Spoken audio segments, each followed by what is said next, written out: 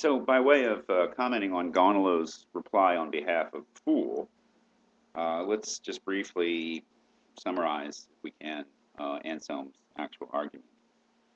I say, Anselm says, that God is that than which nothing greater can be thought, or God is something than which nothing greater can be thought. When you hear me say that, you have, and you understand what I say, the something than which nothing greater can be thought exists as an object of your understanding, so it exists in the understanding. That's important key, step one. Then the hypothesis that it exists as an object of the understanding but does not exist in reality, which is a possibility, seemingly, seems to contradict itself, because if that than which nothing greater can be thought exists in the understanding but does not exist in reality, then we could imagine that it does exist in reality, and then that would be greater than existing simply in the understanding. And then, as it turns out, what we originally thought, that than which nothing greater can be thought, was also something than which a greater could be thought. That is, a something greater than which nothing can be thought, which also exists in reality, if we're following that far. This leads to a contradiction, because then, as it turns out, our original thought, that than which nothing greater can be thought, was also something than which a greater can be thought, and therefore violates the rule of non-contradiction. It's a logical contradiction. Now, what problem does Gaunilo specifically have with this argument? It seems to me that he has a number of problems, but that the key one is that first step. That is, that when you hear that, something than which nothing greater can be thought, does it actually exist in your understanding? And what does it mean to exist in the understanding?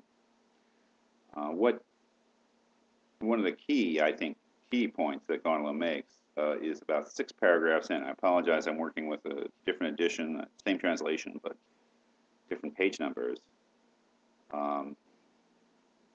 He says, I can no more think of it or have it in my understanding in terms of anything whose genus or species I already know than I can think of God himself, and indeed, for this very reason, I can also think of God as not existing, for I do not know the thing itself. Well, when we think of that idea, something than which nothing greater can be thought, do we really understand it? Do we really know it in the fullest sense? And so do we have it in our understanding? So does it exist in our understanding, which seems to be the first move that Anselm makes in his argument. He continues, I cannot form an idea of it on the basis of something like it, since you yourself claim that it is so great that nothing else could be like it. So, is it a well-formed idea? Is it something that we truly understand? And he makes a distinction, possible distinction, between understanding and thought, thinking. I have it in my thought, but what does that really mean? And if I merely have it in my thought, does it really serve as a basis for any kind of argument that it must really exist? He continues, now if I heard something said about a man I do not know at all, whose very existence is unknown to me, I could think of him in accordance with that very thing that a man is, on the basis of that knowledge of genus or species by which I know what a man is or what men are. That is, if you mentioned to me a man, specific man, I could think him on the basis of my prior knowledge, which I cannot do with God, right? Because I have no prior knowledge and I have no basis, a genus, a species, a kind on which to imagine it, on which to think it. Nonetheless, it could happen that the one who spoke of this man was lying, and so the man whom I thought of would not exist. But I would still be thinking of him on the basis of a real thing, not what that particular man would be, but what any given man is. Of course, it's very interesting. You can think of a man that doesn't exist on the basis of your knowledge of other men who do exist. You can't do that with the example of God, or even of the something than which nothing greater can be thought. And he continues, but when I hear someone speak of God, or something greater than everything else, I cannot have it in my thought or understanding in the same way as this false thing. I was able to think of the false thing on the basis of some real thing that I actually know. that it actually knew. But in the case of God, I can think of him only on the basis of the word. That is, I hear the word and I have maybe some associations with the word, but can I really think the thing that supposedly is signified by the word? Or do I just have the word and not the thing signified by the word? And one can seldom or never think of any truth solely on the basis of a word that is not fully understood but is held in the mind as a word.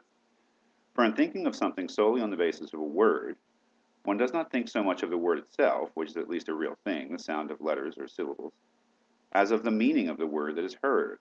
And in the present case, one does not do this as someone who knows what is customarily meant by the word, and thinks of it on the basis of a thing that is real, at least in thought. Instead, one thinks of it as someone who does not know the meaning of the word, who thinks only of the impression made on his mind by hearing the word, and tries to imagine its meaning. It would be surprising if one ever managed to reach the truth about something in this way. It seems to be directly saying that Anselm's argument fails, because when we hear this expression, something than which nothing greater can be thought, it's a collection of words, it's an expression. We try to imagine its meaning, but the implication here is that it fails. That is, we fail to imagine its meaning because we don't go beyond. We have no basis for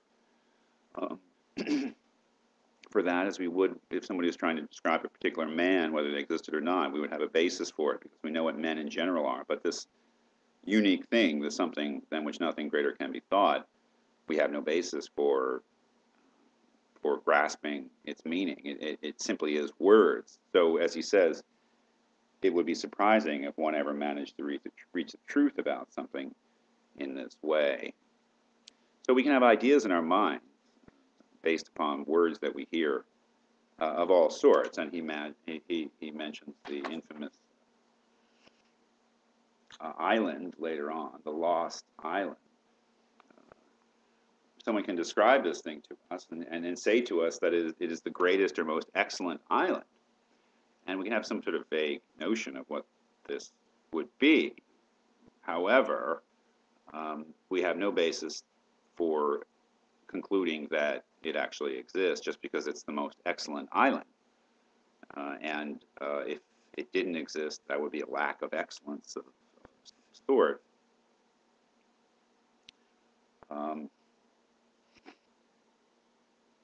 So from this critique, I believe, of the difference between understanding something, which would be knowing its meaning with some basis, and merely thinking something, where we try to associate something with a word that we can hold in our mind, or a collection of words, or an expression, a collection of words.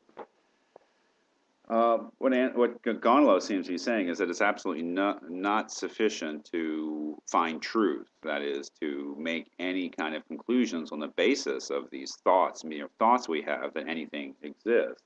He says in the paragraph following, from which I just quoted, he says, but since there is no way to derive from this conclusion that this thing also exists in reality, there is simply no reason for me to concede to him that this thing exists in reality until it is proved to me by some unassailable argument. That is, again, that Anselm has failed merely by providing this argument that anything exists in reality. What we have is an expression, a collection of words, which may or may not indicate something meaningful. Towards the end of what he says, so instead of saying that this supreme thing cannot be thought not to exist, perhaps it would be better to say that it cannot be understood not to exist, or even to be capable of not existing. For in the strict sense of the word, false things cannot be understood, even though they can, of course, be thought, in the same way that the fool thought that God does not exist. So maybe it is that God is a necessary being, and if we understood God, we would understand that his existence was necessary. But if we can merely think God, that is, if we could hold the notion of God in our thoughts, then it is not a basis for concluding that anything exists, because we don't really understand it fully enough to be able to make those kind of conclusions.